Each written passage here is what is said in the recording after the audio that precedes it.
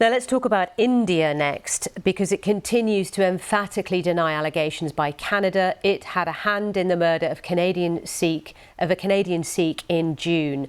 But Indian media outlets are now reporting that Delhi does want to put renewed pressure on some foreign Sikh activists, naming 7 Britons among 19 people whose Indian properties are set to be confiscated.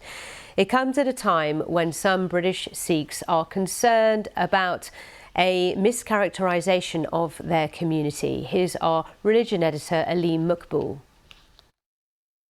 When Justin Trudeau accused India of involvement in the murder of this Canadian Sikh, he might have hoped for unequivocal public support from Canada's friends. A lot of your allies have been silent on this. I wonder what your reaction to that is, and if you do. But that hasn't come even from the UK, leaving Prime Minister Trudeau a lonely figure and British Sikhs upset. Some already felt they had reason to feel aggrieved.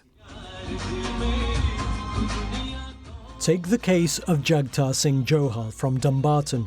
He's a well-known Sikh rights activist and in 2017 went to India to get married. But there he was bundled into a car and has been in prison ever since. He says he's been tortured and is frequently marched to court accused of extremist offences, which he denies, though he's yet to be tried. There have been 6 years of protests. A UN working group publicly called for Mr. Johal's immediate release, but the British government has yet to do the same. Jagtar's brother says he's impressed by Canada's stance. The Canadian Prime Minister stood up for his citizen, heard about what's happened to one of his citizens, and as a result he's went into Parliament, spoke to the opposition and said what he did.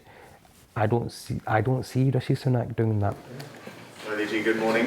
The Prime Minister has said he wants Jagtar Johal's case resolved as quickly as possible. Nice to see you. But Narendra Modi's administration has long demanded Britain do more to counter a resurgent movement of Sikhs in the UK supporting a breakaway homeland, one they want to call Khalistan.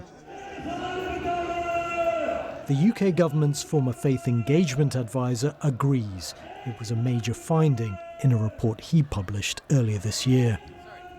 I think the British government have been, for many, many years, naive in not addressing the pro-Khalistan extremists and Sikh extremists that have been hiding in plain sight in the UK.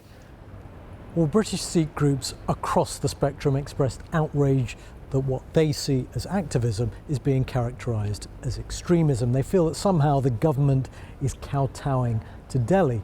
But this is undoubtedly a difficult tightrope to walk for the UK, for whom India is such an important strategic partner, particularly on security and trade. Aleem Maqbool, BBC News at the Foreign Office.